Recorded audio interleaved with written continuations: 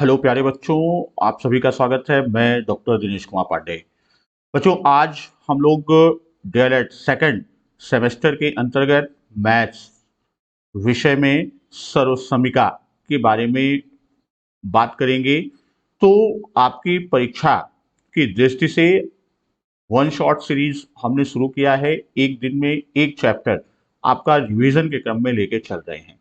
तो सर्वसमिका सीधे चलते हैं टॉपिक पर। तो उससे पहले अपने प्यारे बच्चों से मैं ये कहना चाहूँगा कि जो अभी चैनल को सब्सक्राइब नहीं किए हैं वो चैनल को सब्सक्राइब कर लें और साथ ही साथ बेल आइकन को पुश कर दें, जिससे सारी नोटिफिकेशन मिल जाए।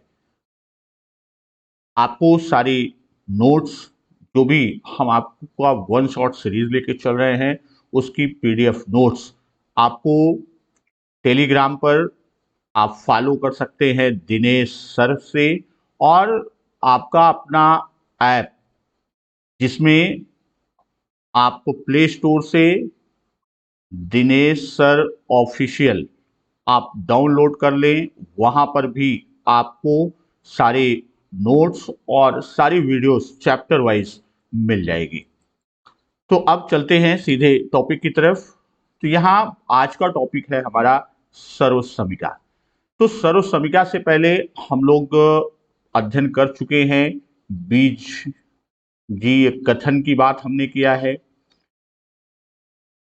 और ये बीजीय कथन हमने जो अध्ययन किया वह समीकरण या इक्वेशन के रूप में अध्ययन किया है। तो यहाँ बीजीय कथन की बात हम कर रहे हैं। तो हम दो तरह के बीजीय कथन को लेके चल रहे हैं। जैसे यहाँ हम आपको दो बीजीय कथन देने चल रहे हैं, जिसमें आपका पहला कि 2x। अब यहाँ जो बीजीय कथन हमारे हैं, तो पहला हम ले रहे हैं कौन सा कि 2x is equal to x plus 3। और दूसरी तरफ एक बीजीय कथन हम लेके चल रहे हैं x with in bracket X plus 1 is equal to X square plus X. अब यहाँ जो बीजीय कथन है उसमें जो हमारा चर, यहाँ बीजीय कथन में हम पूर्व में पढ़ चुके हैं कि चर की बात किया। तो यहाँ चर क्या है? चर x है। तो इसमें चर का मान हम रखते चलेंगे। तो अब ये देखेंगे कि प्रत्येक चर का मान जो हम रखेंगे वह दोनों पक्ष LHS और RHS अर्थात बायां पक्ष और दायां पक्ष को संतुष्ट करता है अथवा नहीं, या किस स्थिति में वो लेके चलता। मान लीजिए चर का मान हमने 1 रखा, तो यहां इस समीकरण में 2x की वैल्यू कितनी हो जाएगी? यहां पर 2 हो जाएगी। और x प्लस 3, तो ये आपका हो जाएगा 2 प्लस 3 इज इक्वल टू 5। वहीं दूसरे बीजीय कथन की बात करें, ये हमारा पहला बीजीय कथन है। हम दूसरे बीजीय कथन में देखें तो 1 का मान रखेंगे, तो ये आपका हो जाएगा 1 विद इन ब्रैकेट 1 धन 1 यानी 1 प्लस 1। तो ये आपका 1 प्लस 1 2, और ये आपकी वैल्यू कितनी आएगी यहाँ पर? 2। और दूसरी तरफ RHS दाएं पक्ष में हम देखें तो ये आपका 1 का स्क्वायर प्लस 1 यानी 1 square plus 1 is equal to 2। यानी यहां पर हम देख रहे हैं पहला कथन जो हमारा पहला बीजीय कथन है, ये हमारा दूसरा बीजीय कथन। पहले बीजीय कथन में आप देखिए तो ये इसके बराबर नहीं है, लेकिन यहां पर ये क्या है? LHS और RHS दोनों पक्ष बराबर है। अब यहीं पर हम बीजीय कथन में चर का मान 2 रखते हैं। चर का मान 2 रखने पर यहां पर 2x है, तो वो 2 से 2 गुणा होके कितना हो जाएगा? 4 हो जाएगा। और इधर 2 प्लस 3 अर्थात इसकी वैल्यू कितनी आ गई? इसकी वैल्यू 5 आई। तो यहां 4 इज नॉट इक्वल टू 5, यानी LHS RHS के बराबर नहीं।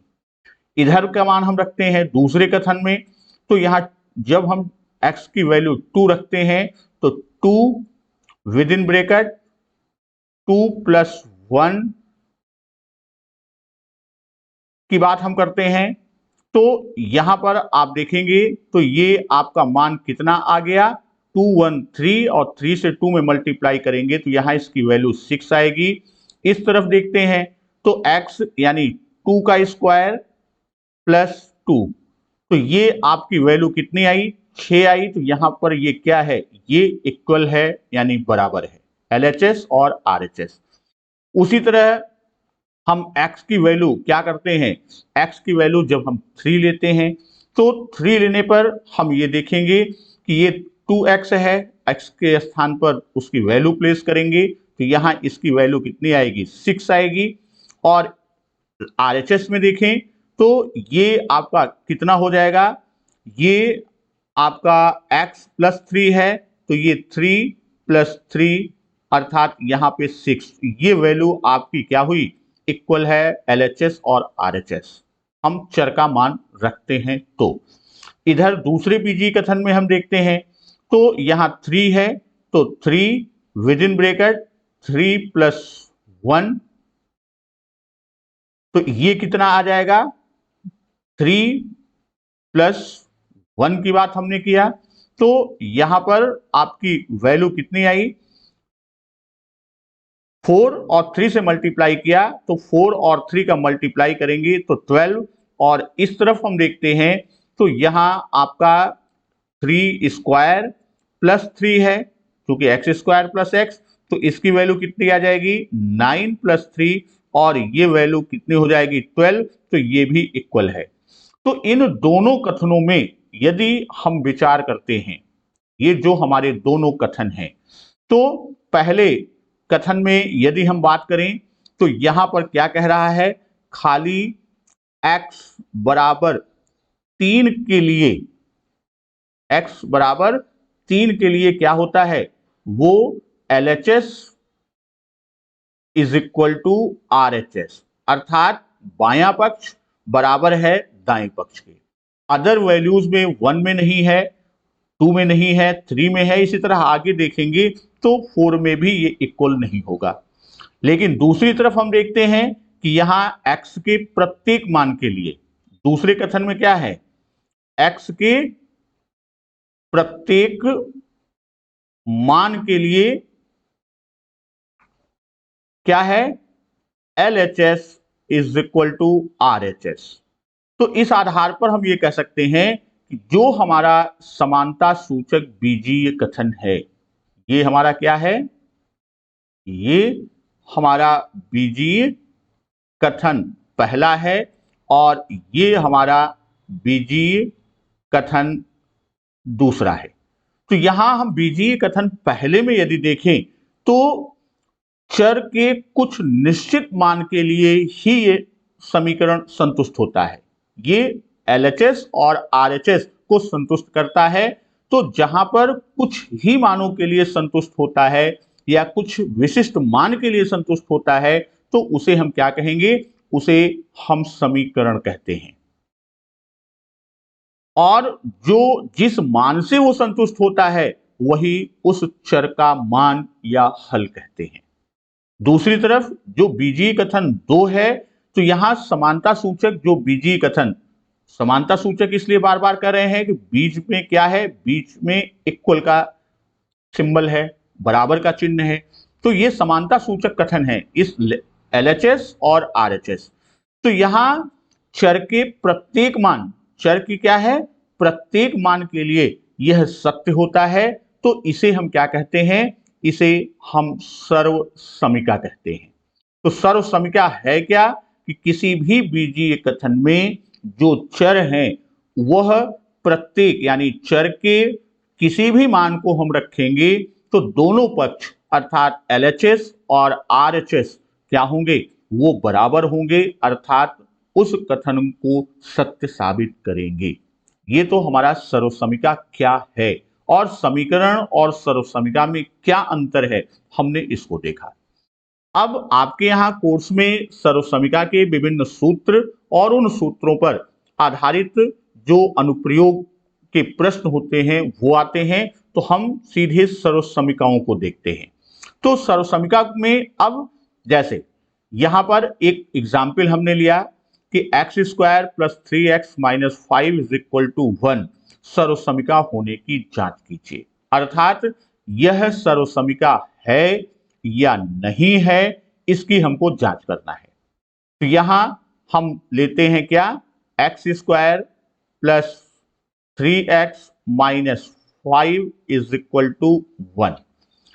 तो अब यहां पर हम क्या करते हैं, x इज इक्वल टू 0 रखते हैं या 1 करते हैं। चलिए x इज इक्वल टू 1 करते हैं, तो ये क्या हो जाएगा, 1 का square plus 3 into 1 minus 5 is equal to 1।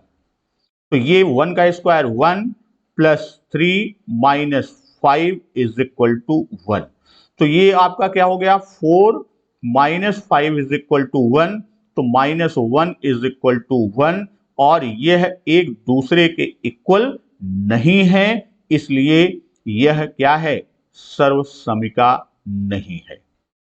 ये सर्वसमीका क्या है, यहां आपका उत्तर होगा कि यह कथन सर्वसमीका नहीं है। तो सर्वसमीका, और ये क्या है फिर, ये एक समीकरण है। तो यहां इस तरह का भी आपको प्रश्न मिल सकता है कि वो सर्वसमीका है, इसकी जांच कीजिए, या ये पूछ लेगा कोई एक कथन देकर कि यह कथन आपका सर्वसमीका है या समीकरण है। इन दोनों विकल्पों में से किसी एक विकल्प का चयन आपको करना है।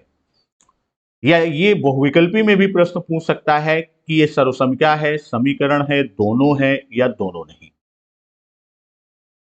अब जो आपके यहाँ कोर्स में प्रमुख सर्वसमीकाएं हैं उनके सूत्र की बात करते हैं। इसको आपको बिल्कुल याद कर लेना है कि a प्लस बी का whole square is equal to A square plus 2ab plus B square, a minus B का whole square is equal to A square minus 2ab plus B square, a plus B दूसरे bracket में a minus B is equal to A square minus B square.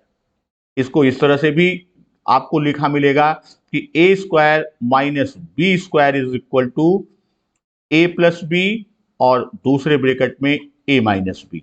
तो चाहे इस रूप में हो या इस रूप में हो, ए प्लस बी का whole cube is equal to A cube plus B cube plus 3ab with in bracket A plus B.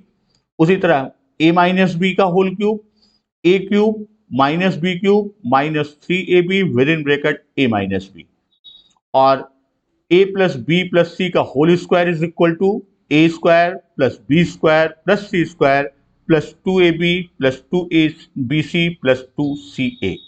तो ये आपके जो प्रमुख सर्वसमीका के 6 सूत्र हैं। इन 6 सूत्रों पर आपसे इन पर आधारित प्रश्न पूछे जाते हैं, जो विगत वर्षों में भी आपके सेकंड सेम के परीक्षाओं में पूछे गए। तो यहां आपको इन सभी सूत्रों को क्या करना है, इन सूत्रों को आपको याद करना होगा। और याद कैसे होगा, आपके प्रैक्टिस से। जितना अधिक आप प्रैक्टिस करेंगे उतना जल्दी आपको क्या होगा, यह कंठस्थ हो जाएगा और याद होगा। तो आज इसका हम डेरिवेशन नहीं दिखा रहे हैं, क्योंकि आपकी परीक्षा में सिर्फ इस पर आधारित प्रश्न पूछे जाते हैं। तो हम कुछ प्रश्नों को लेकर चलते हैं। x प्लस 5 का होल स्क्वायर का मान ज्ञात कीजिए। तो ये x प्लस 5 का होल स्क्वायर, तो अभी अभी हमने सर्वसमीका में सूत्र पढ़ा था, a प्लस बी का होल स्क्वायर बराबर A square plus 2ab plus B square. तो इसी सूत्र को हमें यहां करना है कि a प्लस बी का होल स्क्वायर बराबर A square plus 2ab plus B square, जहां a इज इक्वल टू क्या है, a is equal to x है और b इज इक्वल टू 5 है। तो अब इसमें हम मान रख देते हैं। तो x प्लस 5 का whole square is equal to X square plus 2 into X into 5 plus 5 का स्क्वायर। तो इसको आप फिर सरल कर लीजिए, एक्स स्क्वायर प्लस 2 और 5 का 10 और x, तो ये आपका हो जाएगा 10x प्लस 5 का स्क्वायर 25।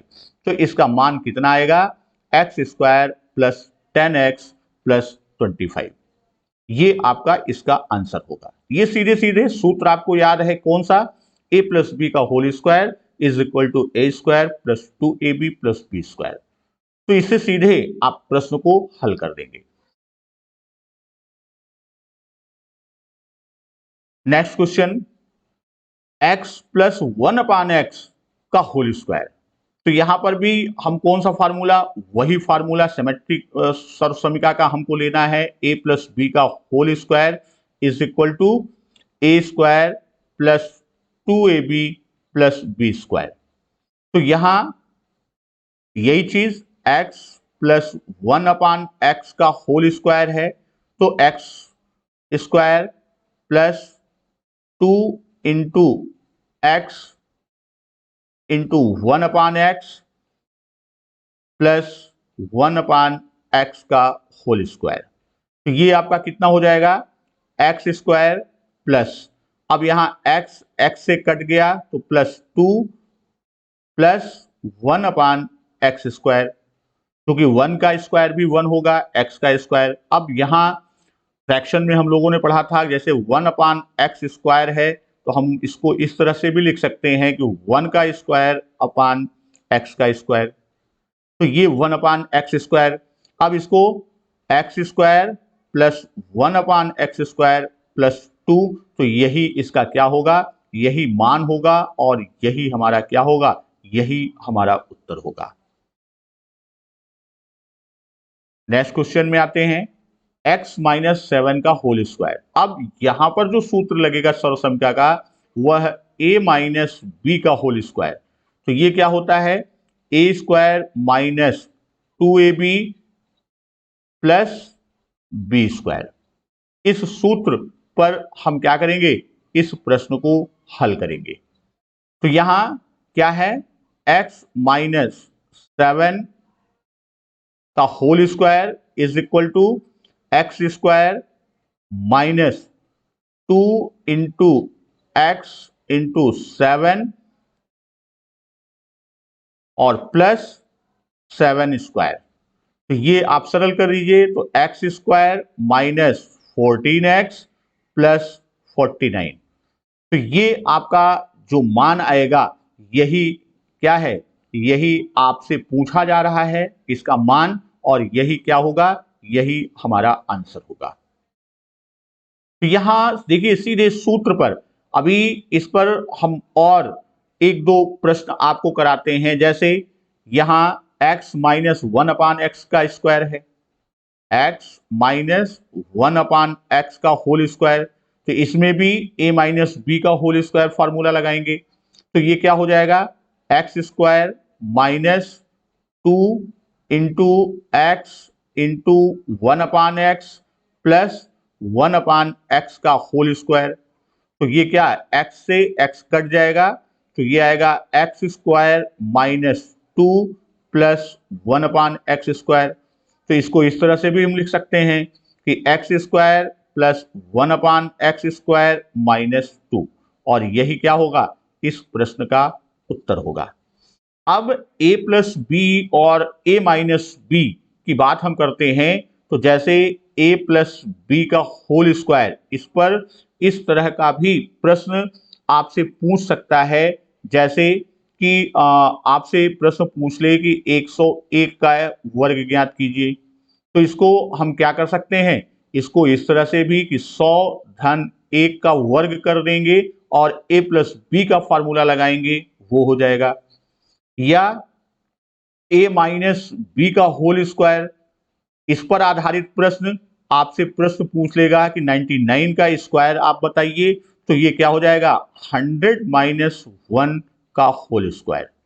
तो अब यहां a माइनस बी का फार्मूला जैसे यहां लगाया, a माइनस बी का फार्मूला लगा के a माइनस बी का होल स्क्वायर, इस फार्मूले से हम इसको हल कर देंगे। सर्वसमीका a plus B a minus B बराबर a square minus B square की सहायता से x plus 5 into X minus 5 का गुणनफल ज्ञात कीजिए। तो यहां हम जानते हैं ये आपका दिया हुआ है a plus B a minus B, और इसका वैल्यू कितना होगा, is equal A square minus B square. तो अब यहां पर a इज इक्वल टू कितना है, x है, और b इज इक्वल टू कितना है, 5 है। तो अब इसको सीधे सीधे हम इस तरह से लिख लेंगे कि x प्लस 5 नेक्स्ट ब्रैकेट में x माइनस 5, अब बीच में कोई सिंबल नहीं लगाते, इट मीन्स ये मल्टीप्लीकेशन है, तो इज इक्वल टू क्या हो जाएगा, एक्स स्क्वायर माइनस 5 का स्क्वायर, और ये हो जाएगा एक्स स्क्वायर माइनस 25, और यही क्या होगा, यही हमारा आंसर होगा। तो देखिए इसमें बिल्कुल आपको फार्मूला याद है, इस तरह के प्रश्न को आप सीधे प्रश्नों पर हल कर ले जाएंगे।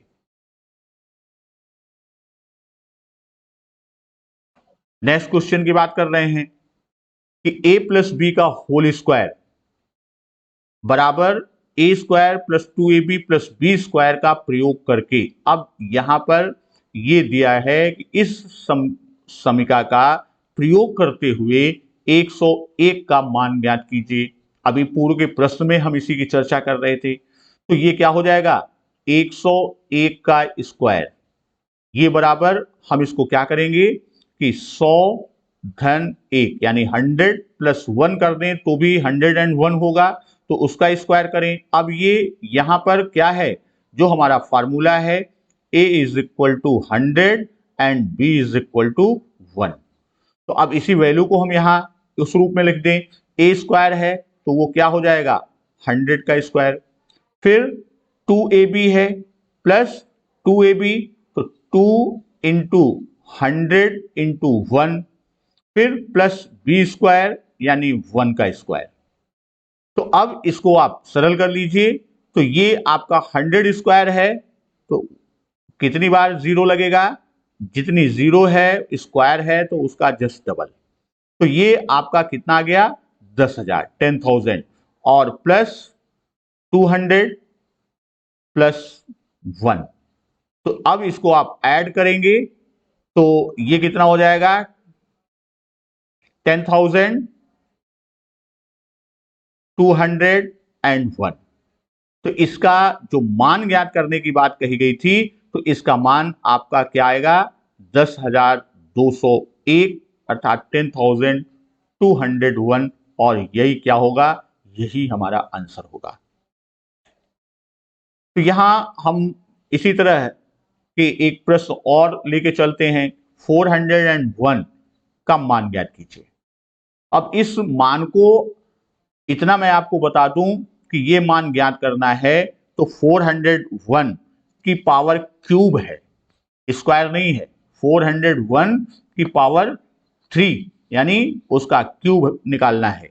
तो यहां कौन सा फार्मूला लगेगा, यहां पर आपका a प्लस बी का क्यूब। अब इस फार्मूले में a प्लस बी के क्यूब की बात हम करते हैं, तो ये फार्मूला लगेगा, और इस प्रश्न को आप जब हल करेंगे तो ये क्या हो जाएगा, ये आपका क्या है 401 की पावर 3 इज इक्वल टू, तो इसको हम इस तरह से लिखेंगे कि 400 प्लस 1 की पावर 3, 400 प्लस 1 लिख दें तो उसके मान में, उसके वैल्यू में कोई परिवर्तन हुआ नहीं हुआ।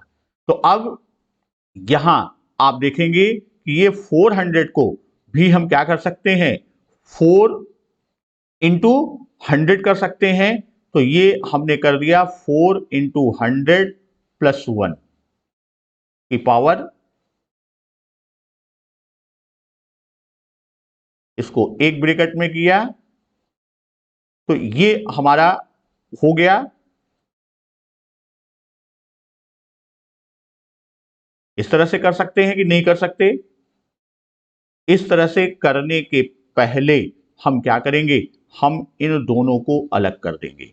इस स्टेप को आप यहीं पर गलती करते हैं। यहां हम क्या करेंगे, हम दोनों को इस तरह से भी लिख सकते हैं, जैसे अभी 400 पर ही आप चलिए इसको अलग मत कीजिए। तो यहां a इज इक्वल टू कितना है 400 और b इज इक्वल टू कितना है 1। तो अब हम यहां पर जो हमारा फार्मूला है वो क्या है, a cube plus B cube. जो हमारा इस तरह का फार्मूला है वो आप a क्यूब के स्थान पर कितना है 400, 400 का क्यूब प्लस बी क्यूब यानी 1 का क्यूब। और फिर आप क्या करते हैं, यहां जो फार्मूला आपका सिमेट्री का क्रम चलता है, आपको नहीं याद आता है, आप एक बार पुनः फार्मूले के क्रम में चलिए। तो यहां आपका क्या होता है, a प्लस बी का cube, a cube plus B cube plus 3ab, और विद इन ब्रेकेट आपका क्या होता है, within bracket a plus B. तो यहां आपका जो फार्मूला चलेगा, तो यहां a क्यूब हो गया, b क्यूब हो गया। अब प्लस 3ab, a की वैल्यू कितना है 400, a की वैल्यू कितना है 400 और b की वैल्यू कितना है 1, और विद इन ब्रेकेट 400 प्लस 1, यही तो हुआ आपका 400 प्लस 1। अब इसको आप सरल करेंगे तो ये आप यहां 400 का आप 3 बार गुणा करेंगे, तो उससे पहले हम ये कर सकते हैं कि हम इसको कह दें कि 400 को 4 इंटू 10 की पावर 2 यानी 4 इंटू 100 कर दें और पावर 3 कर दें प्लस 1 की पावर 3, और ये कितना हो गया प्लस 1200 और विद इन ब्रेकेट 401, ये आपका वैल्यू आई। तो अब इसको आप हल करेंगे तो ये 4 का क्यूब कितना होगा, 4 का क्यूब आपका 64 इंटू 10 की पावर 6। ये 10 की पावर 6 कैसे होगी, जैसे आप पढ़े हैं a की पावर b और होल की पावर c, तो ये हो जाता है a की पावर b इंटू सी। ये क्या होते हैं, ये मल्टीप्लाई हो जाते हैं। तो वही हमने किया 2 और 3 यानी 10 की पावर 6 प्लस 1 प्लस अब 1200, 401 से आप करेंगे तो यहां आप इसका मल्टीप्लिकेशन करेंगे, तो यहां पर आप सीधे सीधे आप इसका जब मल्टीप्लाई करेंगे तो ये आपका आएगा कितना 00 आप लिख देंगे। फिर आप 12 का कीजिए, 12 वन जा 12, 1 और 12 0, तो ये आपका 1 आया, और 12 4 जा 48, ये वैल्यू आपकी आई। अब इसको आप और ओपन कर दीजिए, तो अब 6 की पावर है तो यहां कितनी बार जीरो लगेगा, 6 बार जीरो। 64 के बाद 1 2 3 4 5 और 6, ये चीज हमने बताया था कि 10 की पावर जितना होगा उस जिस डिजिट में गुणा करेंगे उसमें उतना जीरो हम लगाते हैं। जैसे 10 है 1 जीरो, तो हम इसको क्या लिखते हैं 10 की पावर 1। 10 में 100 कर दें तो यहाँ 2 जीरो है तो हम 10 की पावर 2 लिखते हैं। 1000 है 3 जीरो है तो हम इसको लिखते हैं 10 की पावर 3। तो वैसे जब 10 की पावर 6 है तो वो 64 के बाद 6 टाइम्स 0 प्लस 1 प्लस वैल्यू आप उतार दीजिए। तो यहां आप जो पाएंगे वो इसको जब आप ऐड करेंगे तो ये ऐड करने पर आप देखिए 1 यूनिट में है तो 1 हमने लिखा, फिर 0 है, फिर 100 में आप देखेंगे तो ये क्या है 2 है तो हमने 2 लिखा, फिर 1 है, फिर 8 है, फिर 4 है और फिर 4 है और लास्ट में 6, इसकी वैल्यू जो आएगी वो वैल्यू आपकी ये आएगी और यही क्या होगा, यही हमारा आंसर होगा। नेक्स्ट क्वेश्चन, सिद्ध कीजिए x की power 3 plus 8 is equal to x plus 2, दूसरे ब्रैकेट में x square minus 2x plus 4। तो अब यहां पर जो हमको प्रूफ करना है, तो हम सबसे पहले क्या लेते हैं, LHS। तो LHS में हमने लिया x की पावर 3 प्लस 8। अब इसको हम इस तरह से भी लिख सकते हैं कि x की पावर 3 प्लस 2 की पावर 3, ये भी तो है। अब यहां पर जो हमको प्रूफ करना है क्या है, x प्लस 2 और दूसरे ब्रैकेट में x square minus 2x plus 4। तो अब यहां हम क्या करते हैं, x प्लस 2 का क्यूब, जो हमारा a प्लस बी का होल क्यूब का फॉर्मूला है सरोज समीका का, तो x प्लस 2 का whole cube is equal to, formula हम सीधे लिख लेते हैं, एक्स क्यूब प्लस 2 की पावर 3 यानी 2 क्यूब प्लस 3ab है तो 3 इंटू एक्स इंटू 2 और with in bracket x plus 2। तो अब इसको आप सरल कीजिए, तो x प्लस 2 की power 3 is equal to x cube plus 2 की पावर 3, तो ये कितना हो जाएगा, 2 2 जा 4, 4 2 जा 8 प्लस 8 प्लस ये क्या हो गया, ये आपका 3 टू 6 और x मल्टीप्लाई होगा 6x with in bracket x plus 2। तो अब यहां पर हम क्या करते हैं, ये x की पावर 3 प्लस 8 की वैल्यू हमको निकालना है, तो हम क्या करते हैं, ये x प्लस 3, इसके बाद जो बचा हुआ खंड है इसको हम क्या करते हैं, इसको LHS में पक्षांतरित कर देते हैं, ट्रांसफर कर देते हैं। तो ये हमारा क्या हो जाएगा, ये x प्लस 2 की पावर 3 माइनस, चूंकि यहां प्लस है और लेफ्ट साइड में आएगा तो वो सिंबल चेंज हो जाएगा, तो माइनस कितना हो जाएगा, 6x with in bracket x plus 2 is equal to x की पावर 3 प्लस 8। तो अब यहां पर हम क्या करेंगे, यहां हम देखिए तो यहां x प्लस 2 इसमें भी है इसमें भी है, तो हम क्या करेंगे, x प्लस 2 हमने कॉमन ले लिया ब्रैकेट, और फिर अंदर इसके बचा क्या, इसके अंदर की बात आप देखेंगे तो यहां ये आपका बचा x प्लस 2 का स्क्वायर माइनस 6x, ये बचा। तो अब इसको और सरल कर दीजिए, x प्लस 2 और फिर ये x प्लस 2 का होल स्क्वायर आप ओपन कर दीजिए, तो x square plus 4x by 2ab होता है, तो 2 और 2 4 और x, तो यानी 4x और प्लस 4 2 का square plus 4 minus 6x।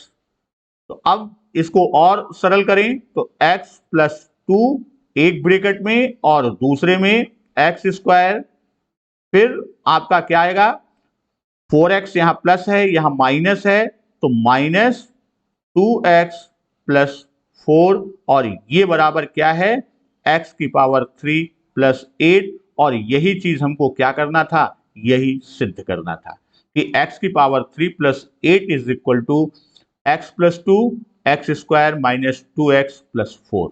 It's proof, ये आपने इसको प्रूफ कर दिया। लास्ट क्वेश्चन की ओर चलते हैं कि यदि x plus y plus z, x plus y plus z is equal to 12, x square plus y square plus z square is 64, तो x y plus y z plus z x की value ज्ञात करना है। तो हम लोग सर्व समीक्षा में सूत्र पढ़े थे कि a प्लस बी प्लस सी, इस तरह से कहें, या हम इसी को दूसरे रूप में ले सकते हैं। हम ये स्थान पर सीधे x plus y plus z की बात करते हैं कि x plus y plus z का होल स्क्वायर जो फार्मूला है इज इक्वल टू कितना है, x square plus y square plus z square plus 2xy plus 2yz plus 2zx। तो इसको हम ये भी कह सकते हैं कि x square plus y square plus z square plus 2, bracket में 2 को कॉमन ले लिया तो ब्रेकेट में बचा x y plus y z plus z x, और यहां क्या हो गया, x plus y plus z का होल स्क्वायर। अब यहां हमको x plus y plus z की वैल्यू मालूम है कितना, 12, तो x plus y plus z की वैल्यू हम प्लेस कर लेते हैं, यानी 12 का स्क्वायर इज इक्वल टू, और x square plus y square plus z square की वैल्यू मालूम है, तो हम इसके स्थान पर हम वैल्यू प्लेस कर लेते हैं कितना, 64 minus plus 2 within bracket x y plus y z plus z x.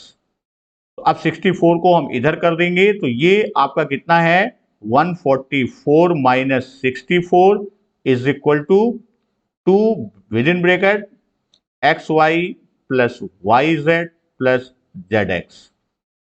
तो ये आपका कितना आ गया, 80 इज इक्वल टू कितना हो गया, 2 within bracket x y plus y z plus z x.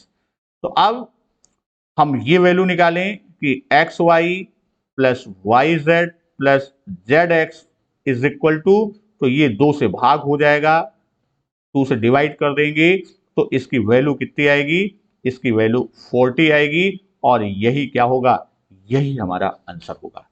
तो आज हम लोगों ने सर्वसमीक्षा है क्या, सर्वसमीक्षा और समीकरण में अंतर हम कैसे करेंगे, कि कोई भी बीजीय कथन है वो सर्वसमीक्षा है अथवा नहीं, इसकी जांच कैसे करेंगे, और सर्वसमीक्षा के जो प्रमुख 6 सूत्र हैं उसको हम लोगों ने देखा, और उन सूत्रों पर आधारित हमने 1 या 2 प्रश्न हर सूत्र पर हम यहां पर एग्जाम्पल के तौर पे प्रैक्टिस मोड में लिए।